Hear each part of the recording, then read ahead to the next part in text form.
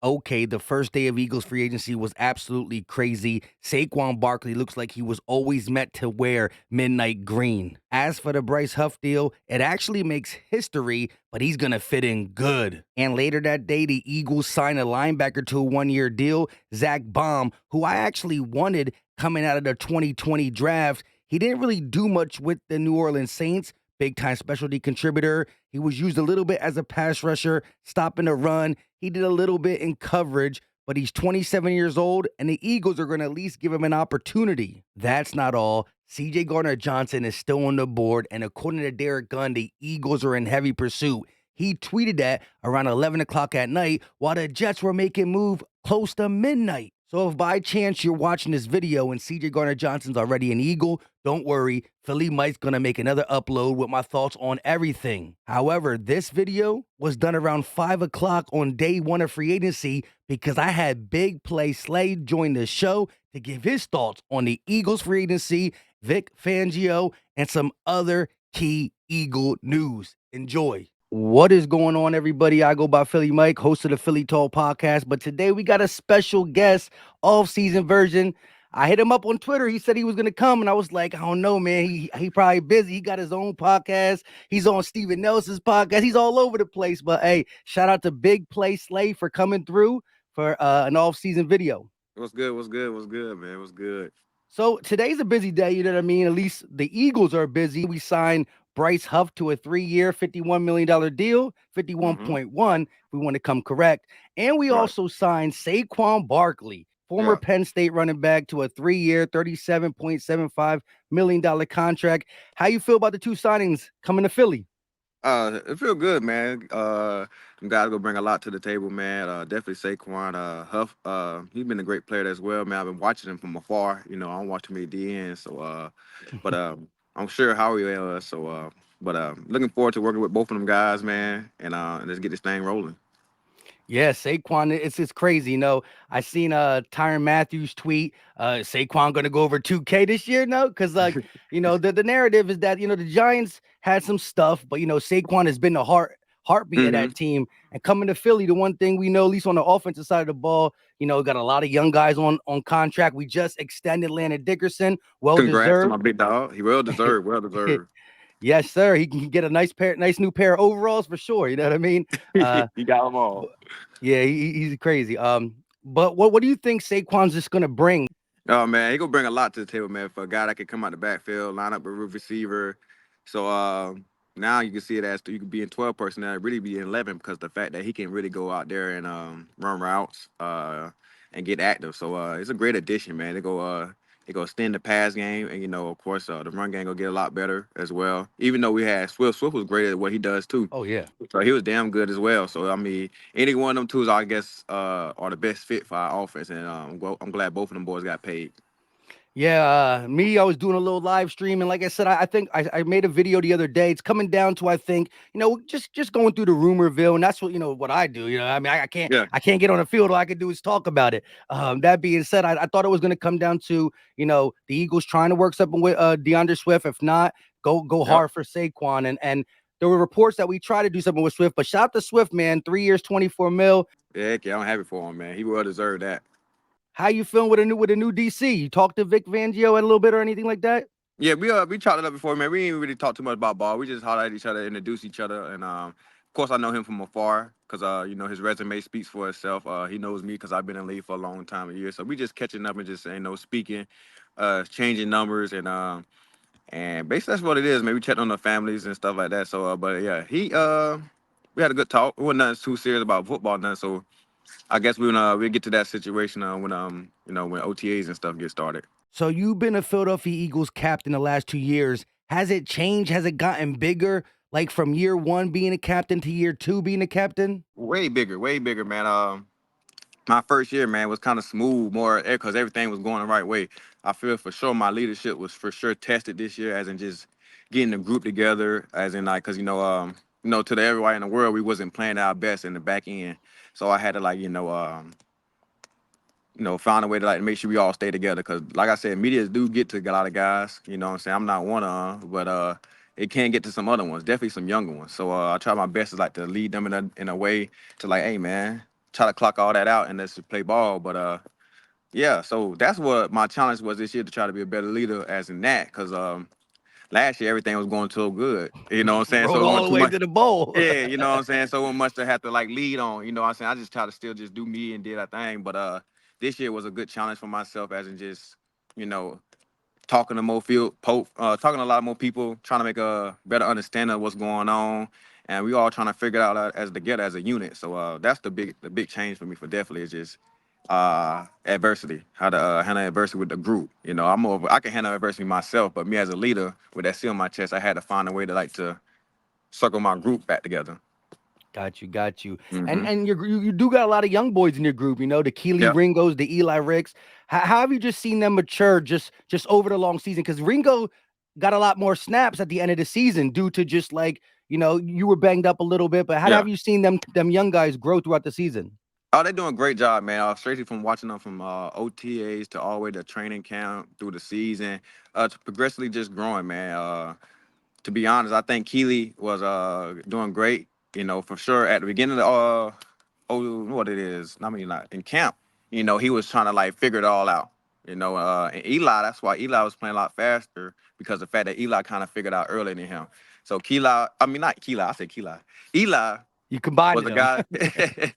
Eli was a guy that kind of like understood. I think he been around a lot of guys that are more veterans at a younger age than Keely was. Because Keely, when you come from a winning program, all you know is winning, winning, winning. So everything been easy. So when the guy stuff got hard, so Keely kind of like he had to find his way. And once he found his way, as in really like accepting coaching better. Because he's not a terrible like a kid, like he don't take coaching, but it's just that fact that's understanding coaching. Like, so when somebody coaching you, that's nobody's not really getting on to you, they just getting on you to get better. And once he did that, man, he started making the plays that he needed to make. He started tackling better, started covering better. So he took it all in, man. I was happy for him, man. That was one, that put a big smile on my face to see him get his first pick. So and Eli, man, them young guys gonna be great, going on, man. I'm gonna continue to keep, building them guys up, building their confidence up to make sure. Cause I always tell them, man, hey, it's y'all spot. It's my spot for y'all to take. So I'm here to help y'all get here. You know what I'm saying? Cause I ain't gonna play forever. So I'm Yeah. trying to groom y'all up because I care for you and I want the best for you. So that's always my job, man. I'm trying to groom. But I told them it's never gonna be easy to take my spot, but I want y'all to. Yeah, yeah, I like that. I like that. I like that. Hmm. And shout out to Eli because like he was an undrafted guy, Yep. pretty good at Alabama, but he got a roster spot and kept going. And now he just sees Bryce Huff, who just signed got a nice little bag. He was an undrafted. He's the highest paid ever non-quarterback undrafted guy now. Ooh, that's the history to be made right there. Hey, that's big Yeah, money. so I'm gonna ask him when I see him though. Let me hold something a little bit. yeah. And so Eli sees that, you just gotta keep the grind going. But Keely Ringo got this this freaking like from his size to speed combination. You don't normally see the what is he 6'1" ish, Yeah, yeah, two and something running a yeah, 4'3". Like that together just shows that he puts little things together. it Not gonna too be many people nice. have everything that he has. Yeah, so he got all the tools, man. Definitely the body type, the speed, and everything. So he got a bright future, man. So it was a steal for us to get him in the draft because I thought he was one of the more solid corners, But hey, I'm glad he with us. So but my job is for sure to make sure he be the corner that he need to be, and I'm gonna continue to keep doing that. You always been a speed guy too. I'm a big Madden fan, and you always Yeah, up there in the high 90s. Sometimes Madden be disrespectful to some players for sure. some You know what I players. mean? That being said, we just saw Xavier Worthy 4.21. What happened? They're getting That, they're getting fast. like that's all we trying to talk about with just this generation, man. Like these kids here are just waking up running 4.2s now. Like back in the day, 4.2 was special. Now it's kind of like it's still special. You know what I mean, you don't get Mhm. that wrong, but there's some guys can really could just wake up and just run that thing right now. So them boys pretty tough, man. So we, he doing his thing. He made him some money that day running that 4.21. We just had two Mm-hmm. decade Eagles, Hall of Fame ready, Yeah. hang it up. Jason Kelce, Fletch, and you go back to college days with Fletch, right? Yeah, yep. So me and Fletch came in together as in Mississippi State. We both signed there the same day. Both the '09 class, man. So that's my dude from day one since we've been best friends since 18 years old. So I've been knowing Fletch for a long time. He the one got me over here in Philly too as well, cause I was on the verge of going to Vegas and he called me and was like, "Hey man, come this way." You will love. They'll show you appreciation, and what all he done told me is it has been true, man. The organization stand at a high level. They appreciate you while you're here, and you can see how they just did them boys right there, just send them off the right way.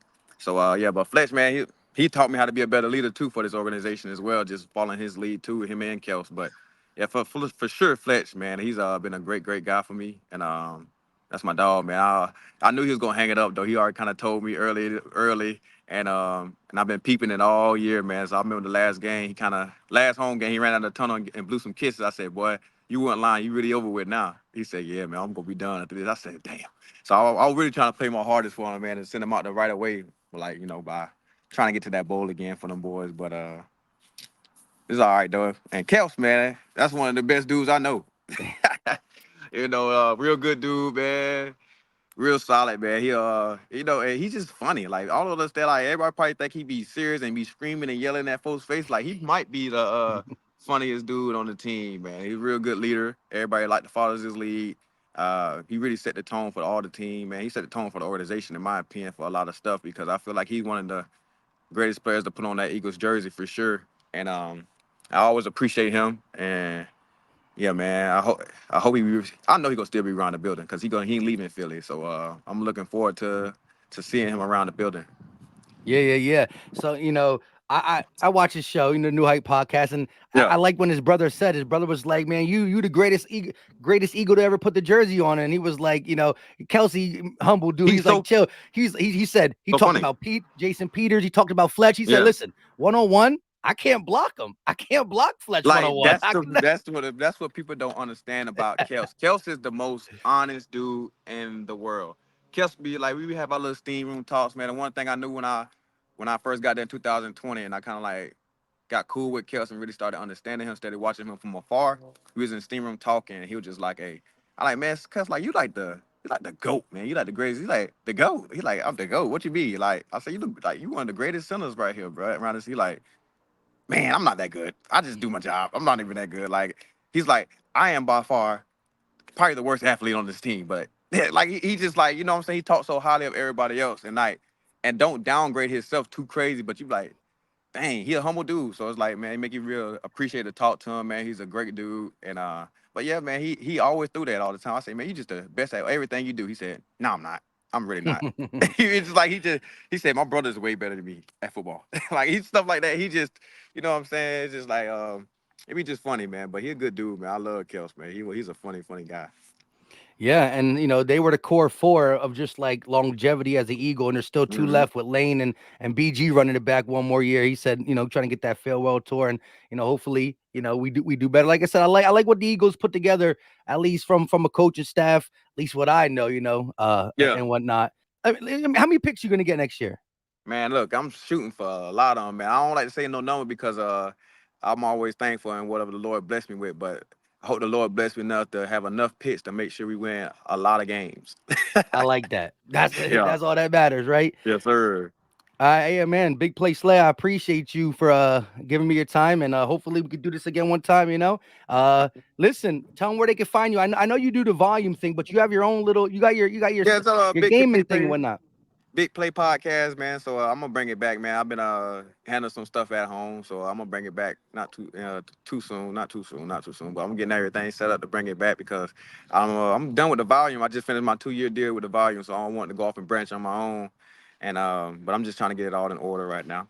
No doubt. Until next time, y'all know what time it is. Yes, We sir. out. All right, y'all have a good one.